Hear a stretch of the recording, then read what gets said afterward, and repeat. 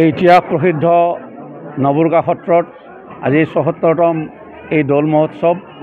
আমি সৰুৰে পৰা আমি দেখিছোঁ এই সত্ৰত এই দৌল মহোৎসৱেই নহয়, ইয়াত গুৰুজনাৰ মহাপুৰুষ শংকৰদেৱ গুৰুজনা, মাধৱদেৱ গুৰুজনা, মথুৰা দাস বুঢ়াতাৰ এই তিনিওজনাৰে আমাৰ ইয়াত তিথি পালন কৰা হয়। শংকৰদেৱ গুৰুজনাৰ জন্মোৎসৱ ইয়াত পালন কৰা হয়, দৌল মহোৎসৱ উদযাপন কৰা হয় আৰু বিভিন্ন ধৰণৰ ইয়াত ধৰ্মীয় অনুষ্ঠান ইয়াত উদযাপিত হৈ আহিছে।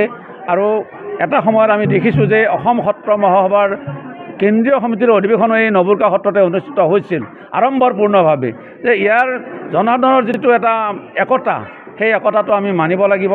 সমগ্ৰ অসমলৈ এই নবুৰ্গা সত্ৰৰ এটা বাৰ্তা গৈ আছে আৰু অনাগত দিনতো যাতে আমাৰ নবুৰ্গা সত্ৰৰ ৰাইজে আমি সকলোৱে মিলিজুলি যাতে আমাৰ এই যি শ্ৰী শ্ৰীকৃষ্ণৰ দৌল মহোৎসৱ, এই দৌল মহোৎসৱ ভাগি যাতে উদযাপন কৰিব পাৰি, তাৰ কাৰণে মই সকলোকে আহ্বান জনাইছোঁ।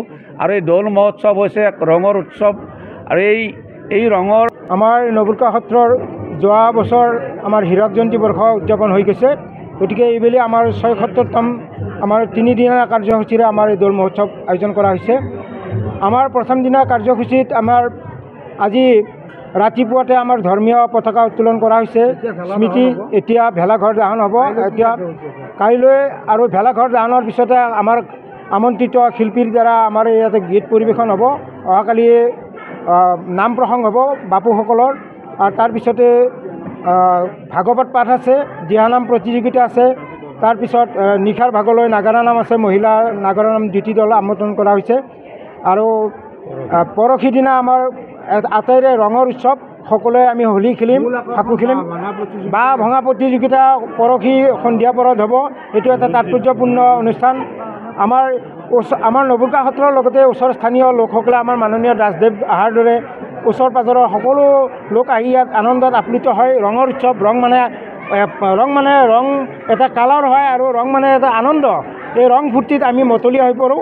আৰু ভগৱান প্ৰভু শ্ৰীকৃষ্ণই যেনেকৈ মানে নিজৰ মন্দিৰৰ পৰা গৈ উৰেষাত ঘুনুচাৰ লগত আনন্দ ফূৰ্তিৰে ৰং ফাকু খেলিছিল, আমাৰ ইয়াতো তেনেকৈ আমি সকলো ডেকা বুঢ়া চেমনীয়া সকলো মহিলা পুৰুষ সকলোৱে লগ হৈ আনন্দ মনে আমি এটা ৰং খেলোঁ আৰু হোলী খেলোঁ। আমাৰ এনেকৈ আমি আশা ৰাখিছোঁ আমাৰ এই 3 দিনীয়া কাৰ্যসূচীত সকলোৱে অংশগ্ৰহণ কৰিব। বিগত বছৰবোৰৰ দৰে এইবুলিও আমি এই আশা ৰাখিছোঁ আৰু সকলোৰে সহযোগিতা আমি কামনা কৰিছোঁ। আৰু ভগৱন্ত প্ৰভুই সকলোকে যাতে ধন্য কৰে, কৃপা কৰে, তাকে আমি আশা কৰিছোঁ। ধন্যবাদ।